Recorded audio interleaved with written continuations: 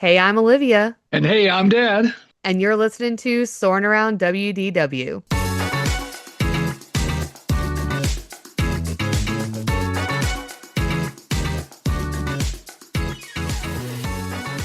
Happy Wednesday, flight crew. We are back this week with a fan requested episode. And a little while ago, a couple of people over the past few months have reached out just saying, what are your biggest tips for saving money at the parks? And Disney is often described as one of the most magical vacations that you can take, but also one of the most expensive. But really, here's the thing, it doesn't have to be. Doing Disney on a budget is not only possible, but it's something that we've done many times. And I think when people hear saving money at Disney, the first suggestion that always comes up is what, Dad? Don't go. Yeah. I know Dad, when we first talked about this episode, kind of said, saving money and Disney don't necessarily go hand in hand. But I think if you know you're going to take a Disney vacation and you're trying to find ways to make it more affordable, there definitely are ways. And there are some ways that are more obvious than stay at the cheap hotel and different stuff like that. So we're going to kind of talk through some of the ways that we personally have saved money going to the parks over the last few years that we've been going, and also get into some of the things that other people have suggested when I put up, a little question box on Instagram about the ways that people have saved money in the parks. People had some helpful tips that I think sometimes people who aren't as familiar with the parks might not know, or people who are, going all the time might not have thought of. So unfortunately for Disney park addicts like us, not going is simply not an option. So today we really wanted to share these ways that we found to make Disney vacations more affordable without sacrificing all of the magic, especially for families.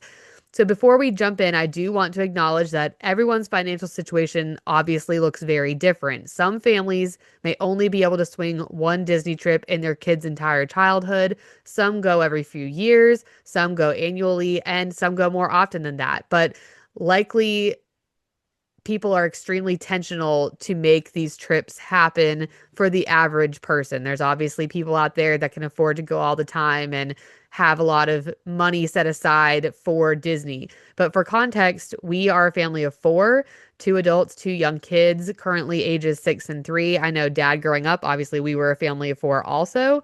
And we are a two-income household, but we're also balancing daycare costs, a season of school while my husband works towards his PhD. We're very much budget people, and how we travel has evolved over the years, but saving money is still a huge part of how Disney happens for our family. So, this episode is going to be broken up into two parts. The first half of today's episode is our pre-trip money saving strategies, everything from booking and where to stay to food, souvenirs, and a few underrated hacks. Then, after our upcoming March trip to Walt Disney World, I will be recording a second half where I share full price transparency. So, exactly what we spent and what that looks like for a family our size, really how you can make it happen at a reasonable budget. I wanted to do this way because I know when I listen to different budget episodes on other podcasts or YouTube channels, I always walk away wondering, what did you actually do with that money? How many people were in your party? Is that number realistic for my family? A lot of people are just like, I went to Disney and then we spent $5,000 and here's our vlog of our vacation. And you're like, okay, but where did that money actually go? So I really wanted to break it down for you guys. And I'm going to be 100% honest and say that we are usually budget people. We used to rarely stay on property. That has changed some now. And there will be a future episode where we discuss pros and cons more in depth of on property versus off property, but we will discuss a bit of that today too. But budget really doesn't mean bare bones.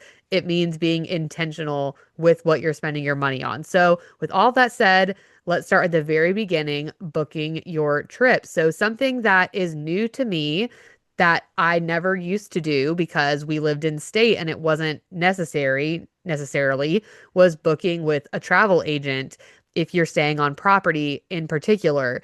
The benefits of a travel agent that I have found is that they will look for package deals that you might not even know about because they're getting alerts and things from their company that they work with all the time saying, here's this new deal, here's this new promotion. And we have saved hundreds through deals that our travel agent had her eyes on and snagged for us that applied to the trip that we had already booked. So this is, we booked the trip and then retroactively had a decrease in price, which is awesome.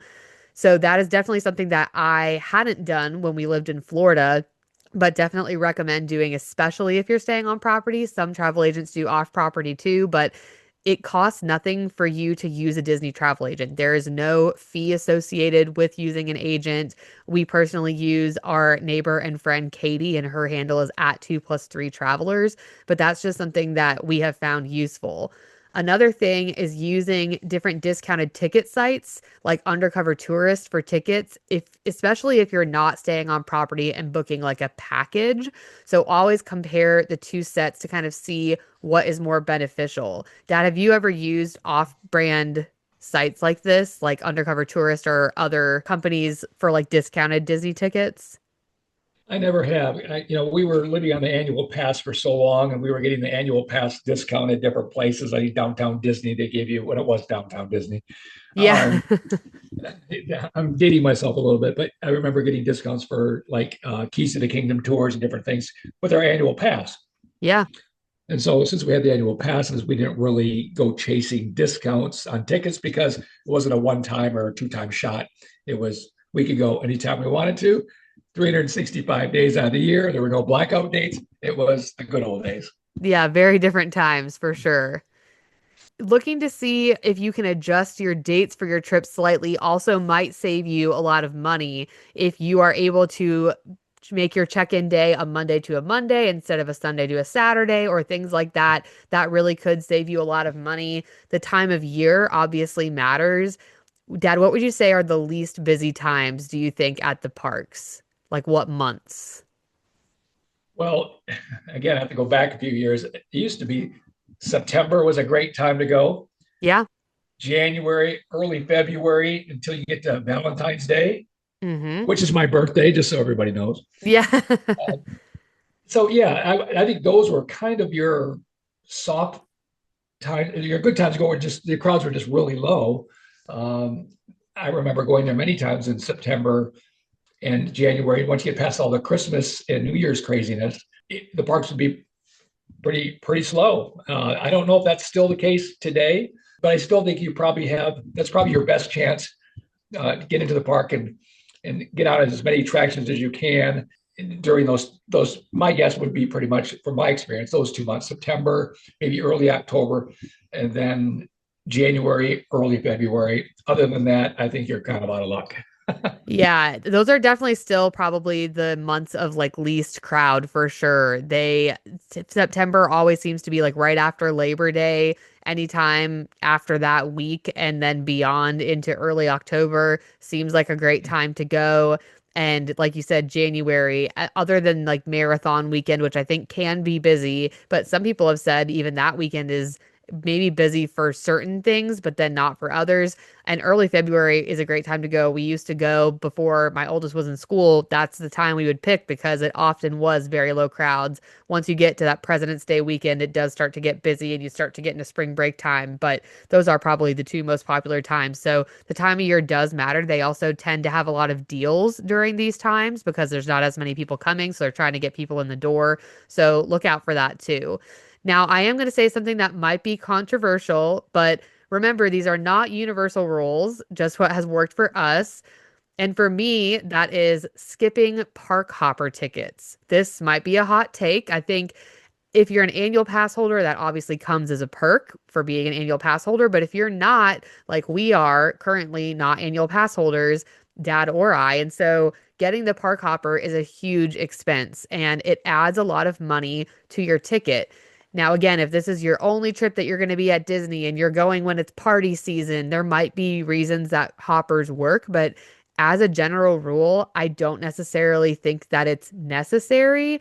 And I think that that's a great way to cut a huge chunk off of your day time wise. You can spend a whole day in one park easily, but some people are like, well, I can hop here and then hop there and hop here and hop there. Well, you also can save that money only do 4 park days, 1 day at each park, and spend some time at the pool otherwise, because the hopper does add quite a pretty penny to your total. So to me, if you are trying to do it on a budget, skipping park hopper is the way to go. Now, let's talk about the question everyone agonizes over because it's often the most expensive piece outside of the park tickets. It's usually more than the park tickets, but that is where to stay. And this is where we come on to staying off property versus staying on property. Really comparing the prices is key. But Dad, I know in the more recent years, especially, you guys have stayed off property more often. Like when we went year before 2024, you all stayed off property, right? What would you say are the pros versus cons of the off property hotels? Well, for the most part, it boils down to price, right? I mean, comparing a on-property Disney hotel, even if it's the value hotels, we always found we could, if we went on Expedia or went on some discount hotel search engines, we could always find something that was considerably less money. And for Doreen and being a little older, and we don't have obviously kids at home anymore. Uh, it just made sense. We didn't really have to have all the iconic things to do that are in the Disney hotels, and it's nice to see all that. And once in a while, to stay there is nice, and we did that a number of times, probably 10, 15 years ago. But anymore, you can still get a pretty darn nice 3.5, 4-star hotel for considerably less money. And some of them, even in the downtown Disney Springs area, I always want to call it downtown Disney, the Yeah. Disney Springs area hotels that are there that are I think Ramada Hilton, or there's a variety of different ones. They're always a little bit less money too, but you're still kind of right there on property, which is kind of nice too. So I think that's the big advantage. As long as you don't get too far away, you can. I think the further out you go, the more you're going to save. But then there's a hassle of driving to the park, and if it's busy, you have to get up a little earlier. You can't really run home to your hotel and jump in the pool. You can, but then you're just blowing so much time just in transportation back and forth. So it's a trade-off. I always found it just to get as close as you can to the Disney property, but be off Disney property and get your best price. And if you hunt around a little bit, you can find those deals out there. Yeah, I remember when you used to do, what is that website where it picks the hotel for you? Is that Hotwire? You know what I'm talking about, where like you don't know until you book it? I thought it was Hotwire. We did that a lot, and we haven't done that in years because we have a motorhome. We've been the motorhome thing now for the last like 8 years, so we haven't really bothered with that. But yeah, it was like you kind of know the area where you are, but you don't really know the hotel. You just they just give you some of the specs of it and some of the reviews. You have to kind of go by that. And that's we did that a number of times. That worked out real well. I don't even know if that's a thing anymore. I think there's other sites that are probably like that. I don't know, so I can't really speak to that as of right now. Yeah, I think it must be, no, it is Hotwire, I guess. Yeah, and you like kind of put in the area that you're going, and Yes, then you say like how many stars the place is, and it right. gives you a price. We've done that a few times without the kids when we've been traveling, and it's worked out really well. Yeah, it And works a out lot. well. Yeah, a Yeah, lot of times you'll get one of those, and you can say that Disney Springs area is like where you want to stay, and it'll put you in like whatever room. But yeah, that's a great way to save money too if you're staying off property.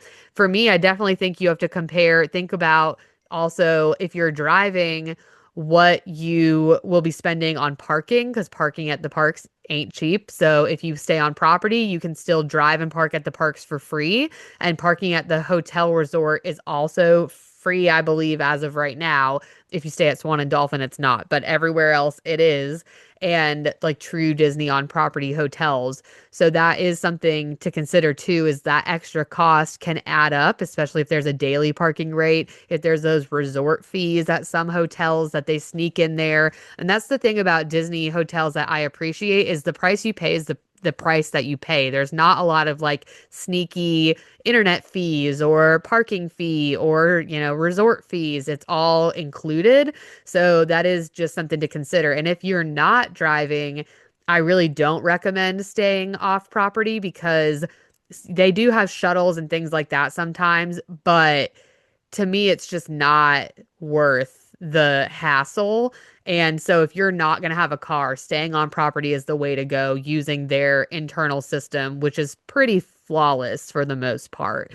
So that's kind of something to consider. We'll go more into that in a future episode of like deep dive into on versus off property because there are a lot of other options too, like Airbnbs. We've done that before.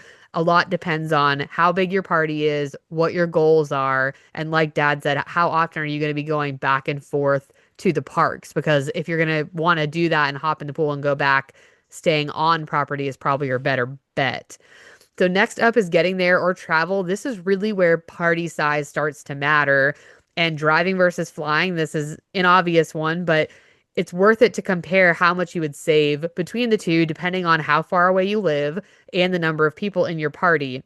You can also check budget flights and compare airlines like Frontier, Allegiant, Sprint, Breeze to ones that are typically more pricey like Delta or American. If you live more than 6 hours away, flying might be ideal, but it also might not be. Calculate your gas usage, hotel stop cost if needed, and really see what the savings could be. I know obviously we were a family that grew up in Michigan and we drove back and forth between Michigan and Florida quite often. That often was a huge toll on you guys as the parents driving all night and different things like that. But it also depends on your kids. My kids do not sleep overnight in the car. It's horrible. We have tried it a couple of times. So it's just not worth it to us to get there not rested and drive through the night, which I know is a popular thing that a lot of families do. So that's just something to consider also. The other thing is having your car available. So, like we just talked about, if you want your car available, driving is, if you live within a reasonable difference, might be worth it compared to flying and then having to pay for a rental car. And the good thing about having your car with you is you can go eat off property at a cheaper place, go to the grocery store easily without having to Uber because Ubers really add up very quickly, especially if you have a larger party. And it also just gives you a lot more flexibility in where you stay as well with that off property option. So, it's another thing to consider for sure. Renting a car, like I just said, can be very expensive, and we really find it unnecessary if you're going to do on property.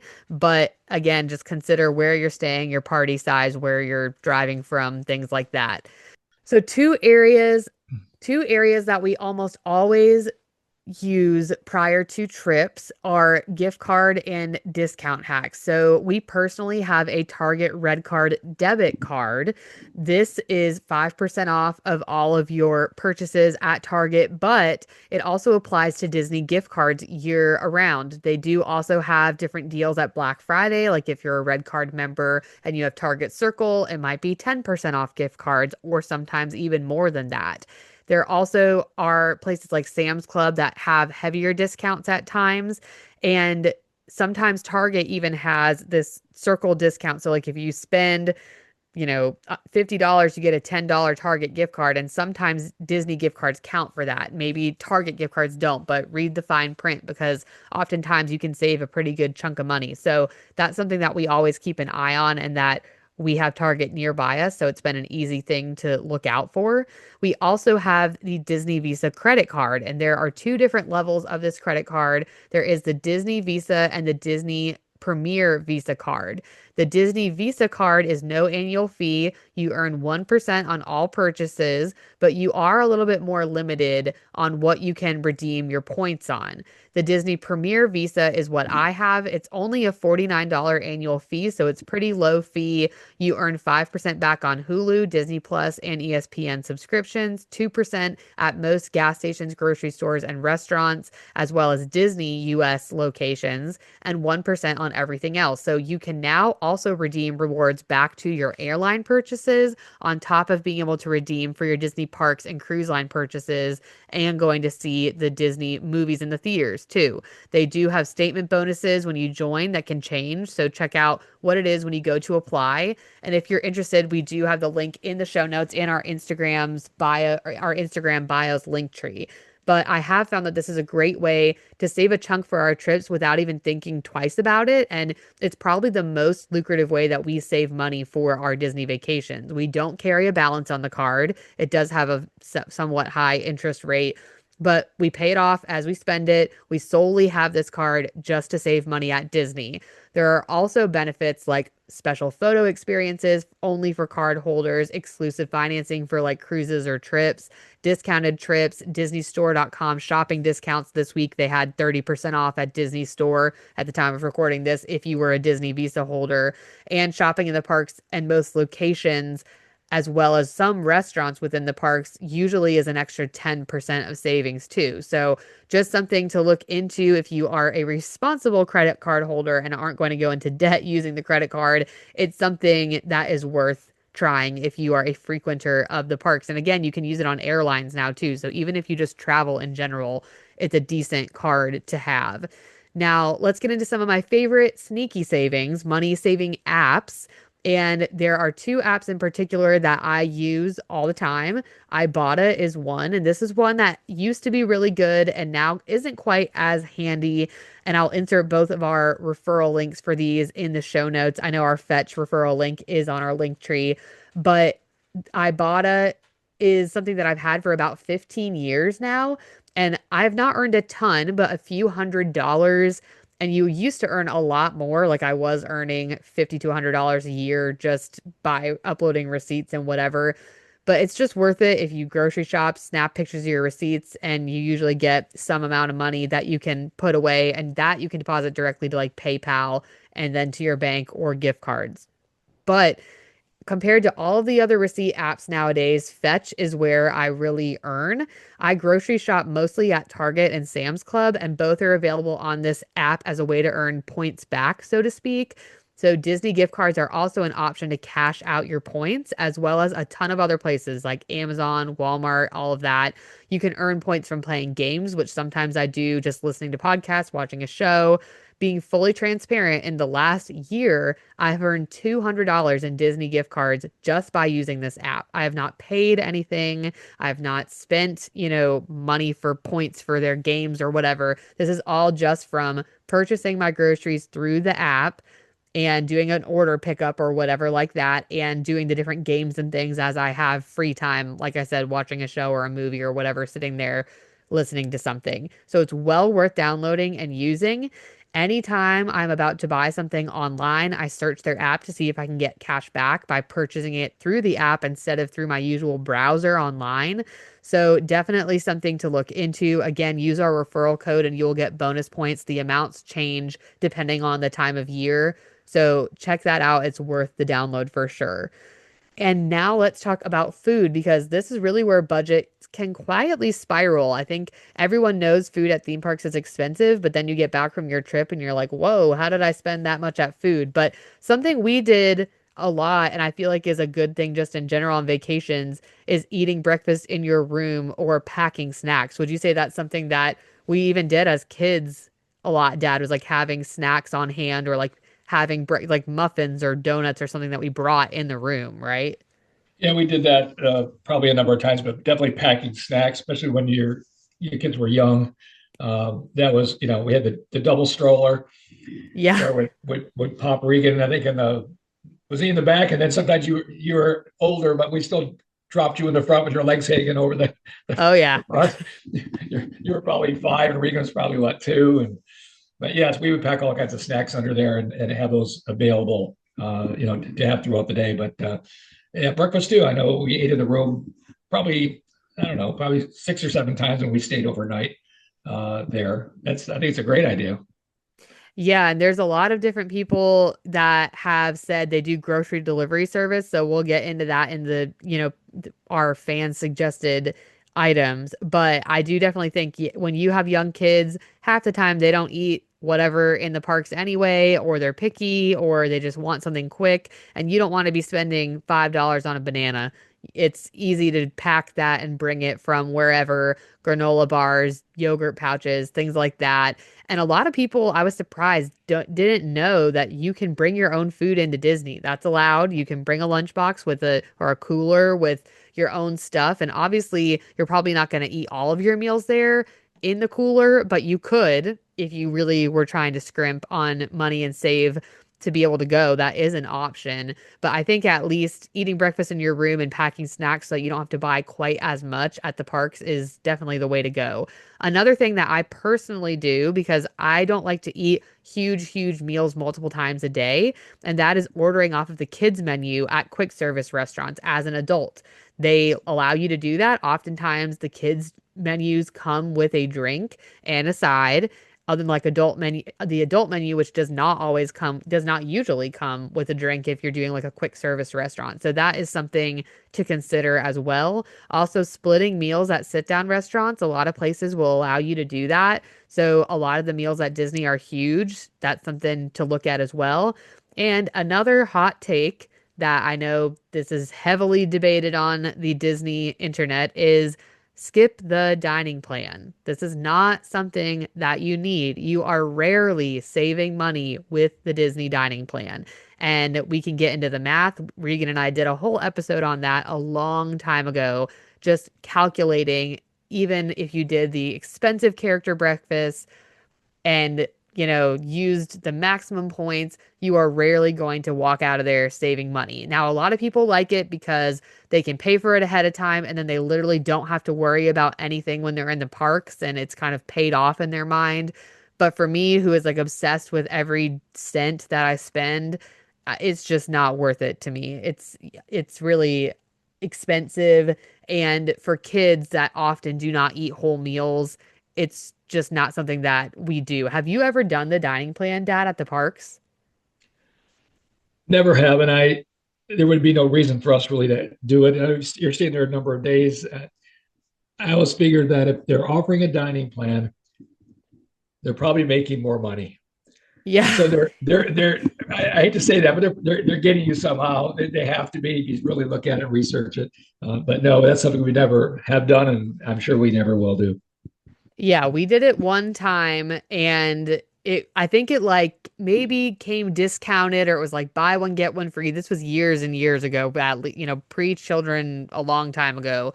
And we did it when we went with mom one time and we just found that a lot of the snacks or things we wanted didn't count towards the dining plan. So you end up spending money there. Some of the drinks don't count towards the dining plan. So it just really wasn't worth it. And I know oftentimes now they'll say, oh, well, the kids will eat free. They'll get their free dining plan. I'm telling you, you can save more money without paying for the adult dining plan, even if the kids one is free.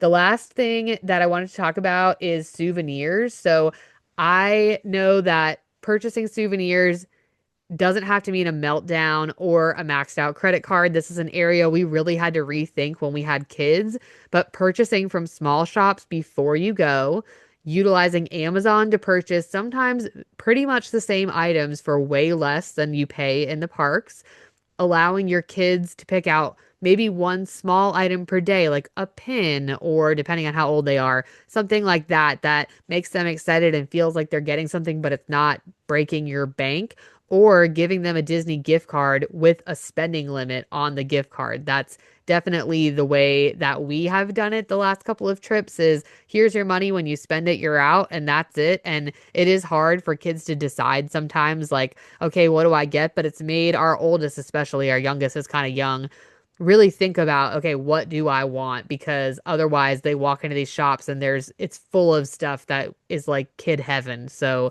just some things to think about. But definitely purchasing things like bubble wands or glow sticks or whatever they try to sell you at the parades ahead of time, either on the Disney store at a discount or Amazon or Walmart or something that has something very similar, can save you a ton of money. The last thing I wanted to do before we wrap up is I wanted to share a few things that we haven't personally done yet. These are things we've researched, heard great things about, but are on our radar, and we just haven't had the chance to actually do it. So the first thing is that somebody recommended on Instagram are split stays. So staying at a cheaper resort for part of your trip and then switching to maybe a more expensive resort or a resort with better prices halfway through. This also currently this year allows you to take advantage of the water park perk that's happening in 2026. So on your check-in day, you get to go to the water park for free, everybody in your party on your room. So you could technically get 2 water park days by doing this. The reason we haven't done this is I hate packing up a room and moving all the stuff with little kids, but it would be something to consider if you were doing like a bunch of park days or like a resort, more of a resort, say where you're going to utilize the pool and things like that more, and then switching to a cheaper resort when you're going to be in the parks and not really at the resort as much. That's definitely something to consider. Another thing that somebody suggested over on Instagram was bringing a reusable water bottle. Do not pay $5 for a Dasani water bottle at the parks, and bringing a refill water is definitely the way to go. This is something that we have done as well. And they also said, using the kids menu is a great way to do it. But yeah, the water bottle hack, they'll also give you free cups of water at the parks, ice water. And it is that filtered water from like the soda machine, but that's okay because it's free. So you're saving a lot of money compared to what you would be spending on a Dasani water bottle. So that water tip was from our friend Kelly at Mouseketeer Kelly. So go give her a follow. And then the very last tip that somebody had inserted in our box was ordering groceries ahead of time from Amazon Fresh and having them delivered to your Disney hotel. This is a perk that Disney does. I don't know if other offsite hotels do or not. You'd have to look into the resort you're staying at, but you can ahead of time order a delivery for your check-in day. They will hold it, including your cold items, in the fridge there. And you can order ahead snacks and things like that that you don't want to have taking up room in your suitcase if you're flying, jugs of water, Gatorade, things like that. And the delivery fee is very reasonable. I think it's like $5 depending on how much you spend and what you order. And you will be saving way more than that because, again, a bottle of Powerade or a bottle of Coke or whatever in the parks is super expensive. The very last thing I wanted to say not to do is purchase those resort refillable mugs. That's another thing where they're making money on you. It's like 22 or $24 per person or per mug for your stay. There's no way you're drinking $24 worth of soda in your stay. Have we ever done that, Dad? Gotten those? I feel like we did get those mugs once or twice, or maybe they were like included. I think we did. I know at different restaurants we bought the specialty Cups, mugs. yeah. You know, That's different. yeah. Uh, but another interesting thing, I believe this is still true. I think they get all their Disney gets all their Coke products that are in a fountain, like a fountain drink. I think that's Mhm. all given to them for free. Oh my gosh. So I there's believe that's the case. It was the case back in the day. A lot of people didn't know that. I think the bottled or whatever, or cans or whatever they would sell, that's a little bit different. I'm sure they get a ridiculous discount. But I believe all the fountain drinks, the syrup and everything for the Coke machines and the Coke products were free because they do so much promotion. It's Coke and for Disney, Coke. right? There's so much promotion there. Uh, they just work that deal out. So again, if that might not be the case today, but it was the case back in the day when we went. They got all Wow. their fountain drink, all that fountain syrup and everything for free. So they're just raking in the dough off They're those raking in the drinks. dough. Yeah, that is crazy. So yeah, that is definitely something that I don't think those resort refillable mugs are worth it. But look for restaurants like the Backlot Express. It used to be Restaurantosaurus. I know the new restaurant at Epcot, now the name is escaping me, over by Guardians. They all have refillable drink stations. So if you purchase a drink, you can refill it there. But those resort refillable mugs are only good at the resort. So all day that you're at the parks, you're not getting free soda. You're not getting it at the water park. It's just at their resort. So I just do not see how it's worth it. To each their own. I know some people love them, but just something to consider. So, those are kind of our hot tips and hot takes that we wanted to share. Thank you for everybody who wrote in. Some people wanted to stay anonymous because they're like, well, maybe don't say that I said this because not everybody's going to agree and they don't want people to come after them. But I do appreciate everybody sharing their little tips and for all of y'all listening to this episode. After this, we will jump into the second half post trip in a few weeks in the future from now, where I get into exactly what we spent and what we spent it on.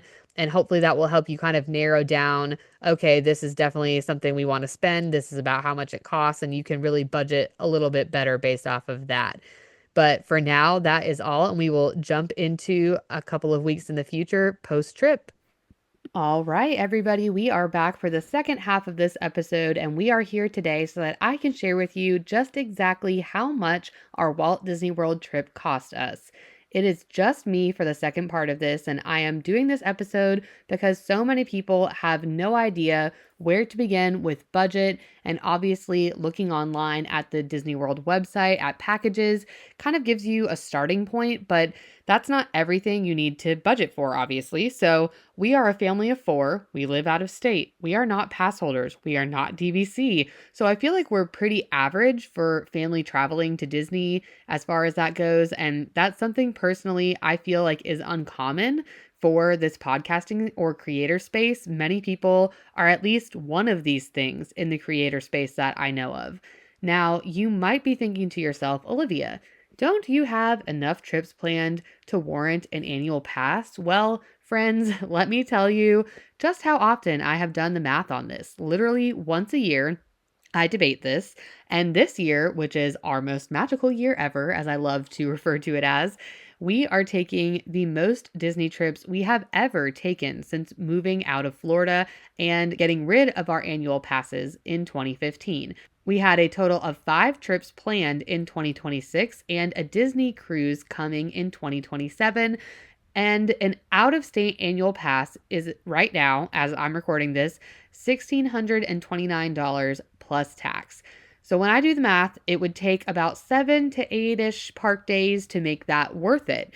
And this year, when I calculate the max number of regular park days I would plan to spend in the parks, it would be about 7 days max for me. And that is in the Walt Disney World parks, to be clear. But I'm not even 100% sure that we're going to hit that max.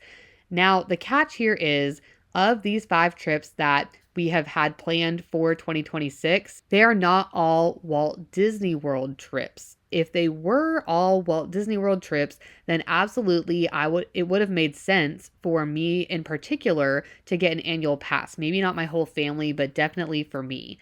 However, this year's trips included Disneyland, which we went to in February, and Disneyland Paris that we are going to in June, as well as a Mickey's Not So Scary trip, which you can get a little bit of a discount on tickets if you're an AP, but that is not included in your annual pass. So all of these things would not count toward those park days.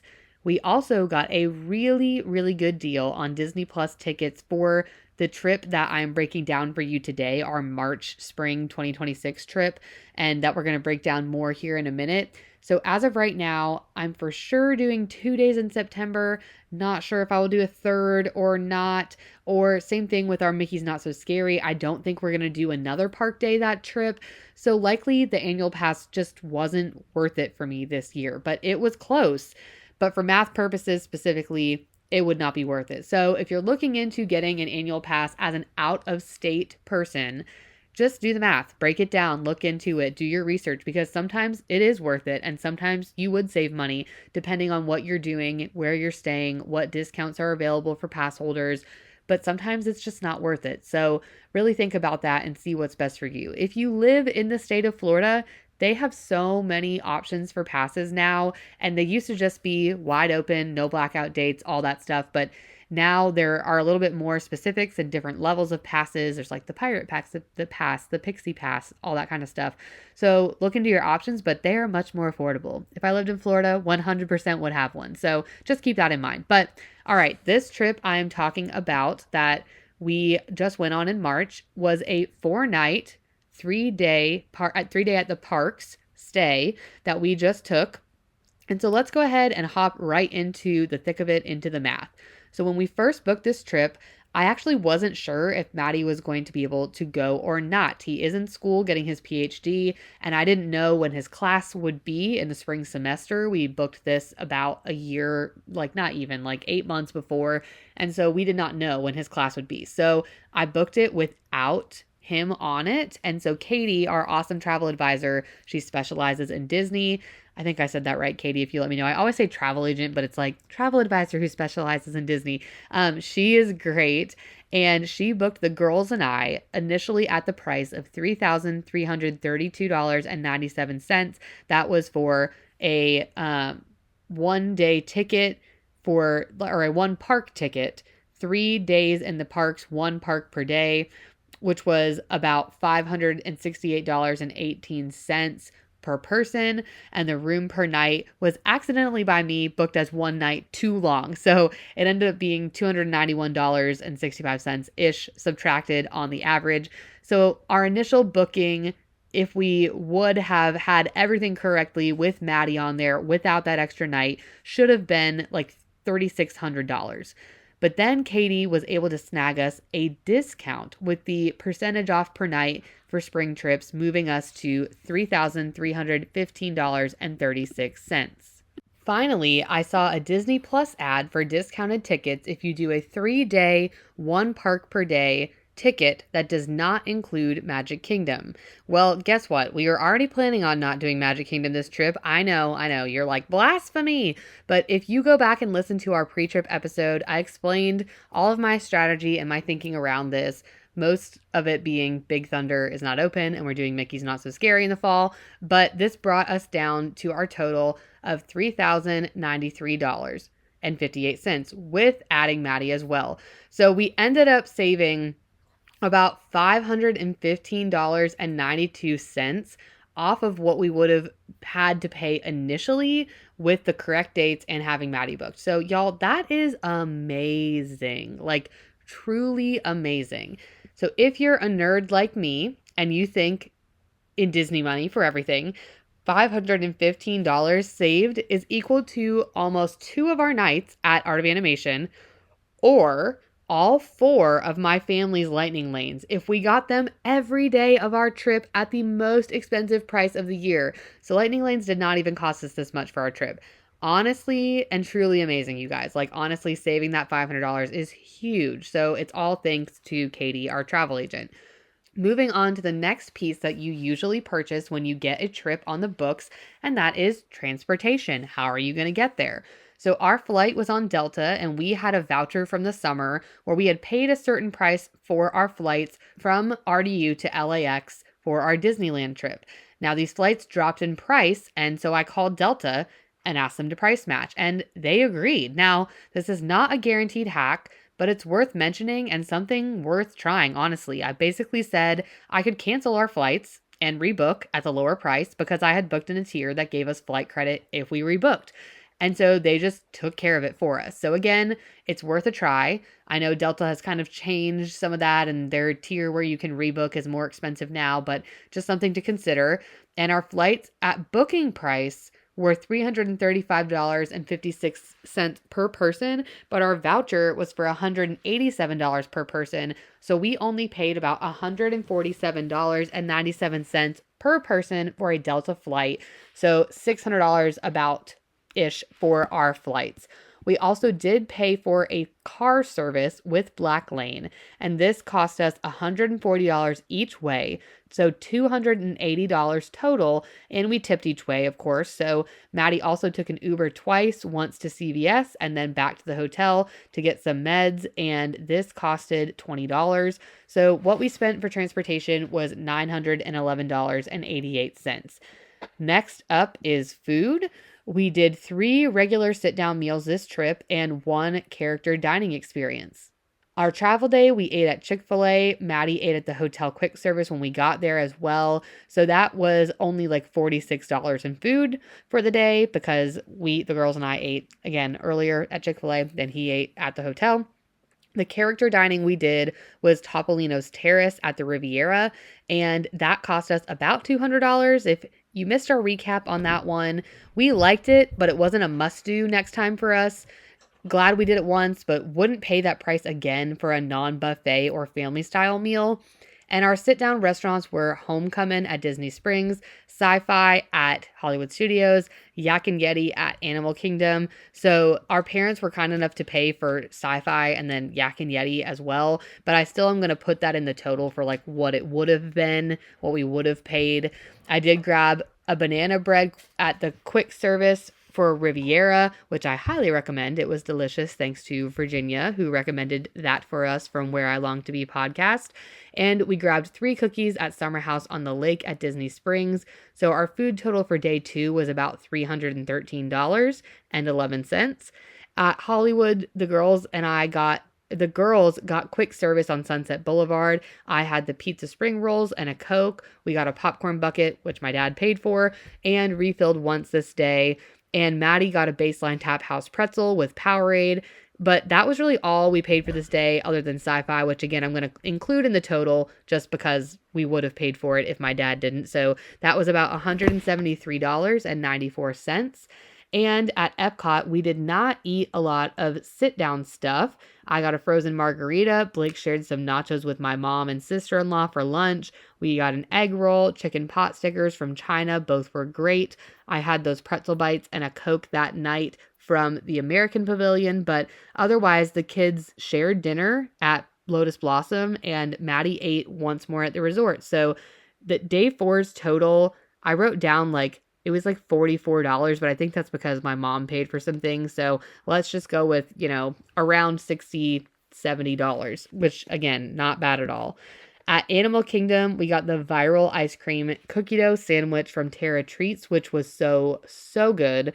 I had a Night Blossom and Pandora, also delicious, and thanks to Virginia. And then we ate at Yak and Yeti, and the kids had food my mother-in-law brought until dinner and snacks that we had packed from home.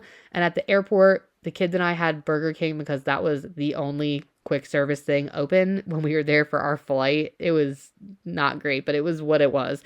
And we had dinner, as we like to call it, lunch and dinner. If you listen to the episode with Maddie, but at Yak and Yeti, that was at like a 3 o'clock, and that was kind of wearing off. So we grabbed something quick at Burger King to share, the girls and I. But this brought our total to $160.53 for day 5. So altogether, our food cost was around $740 for this trip if we would have paid for it all ourselves. But let's get into lightning lanes. We did lightning lane multipass for our Hollywood day, single pass for Rise of the Resistance. At Epcot, we did lightning lane multipass for each of us and single pass for Guardians for Maddie and I. And at Animal Kingdom, we did lightning lane single pass for Flight of Passage, but no lightning lane multipass that day. So overall, what we spent was about $360-ish. So that is what we spent on lightning lanes. Again, some people might say that's not worth it. I say, hey, we spent less on lightning lanes than what we saved for our resort. So to me, it was definitely worth it. Now, the final piece of the puzzle for us and what we budget for is merch. I'm actually pretty good about being reasonable about merch purchases. It's funny, I definitely spend way more on like small shops than I do on like actual park merch, but that's first of all because we don't have unlimited space in our suitcases. And second, because the less we spend on merch, the more we can spend on going on another trip, right? That's really how I look at it.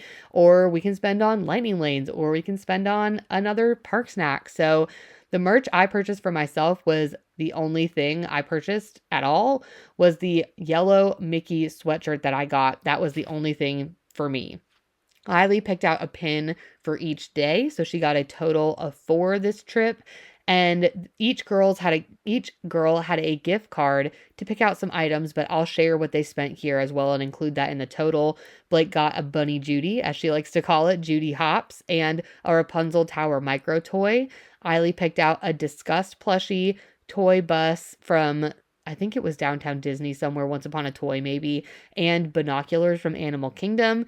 And my mom bought both kids a Remy shoulder pal, but I can't find the receipt for that, so because she had it, obviously. So that I did not include that in the total. But the total we spent on merch that I listed besides the Remy shoulder pals was $219.39. We usually let the kids spend whatever is on their gift card and then do a daily pin pick for Eiley, which she can pick out whatever pin she wants. And Blake will be starting that here soon too. So our grand total spent on this trip was about $6,073.21. Now, there were some things we did have a discount on because of being Visa card holders, as well as points from that card, and some things that we also use gift cards for. As I shared in the first part of this episode, I use the app Fetch a lot, and I had $200 in gift cards from that alone, plus some previous leftover gift cards from our Disneyland trip. We had the flight vouchers, and our parents were kind enough to pay for 2 of our larger sit-down meals. So we did not ourselves spend this exactly, but this is kind of what it would have cost if we paid for it all in cash without points and discounts and outside of what Katie got us. Obviously, that was included here. So now to wrap it all up, what would I cut out and what would I splurge on next time? So I probably would have cut out one of the sit down options on our first true day or spread them out because it was too much doing 2 seated meals in one day. But truly and honestly, I think that's all I would have cut. We did really well with our spending on this trip. The car service was an added cost, but Maddie and I both agreed it was well worth it. And what would I have splurged more on? Really only like more snacks for the kids in the parks, or for myself. But Eiley wasn't feeling good, so she didn't end up eating as much in the way of snacks or treats our third and fourth day. And I would consider splurging on a bigger resort room next time, or like a moderate or deluxe resort potentially. We liked Art of Animation. We love Pop, and that's similar size room, maybe even a little smaller. But that's something that I would consider splurging on, depending on what we're going for, depending on time of year, depending on prices. So yeah, that's kind of what I would consider splurging on, a little bit of a bigger or nicer resort.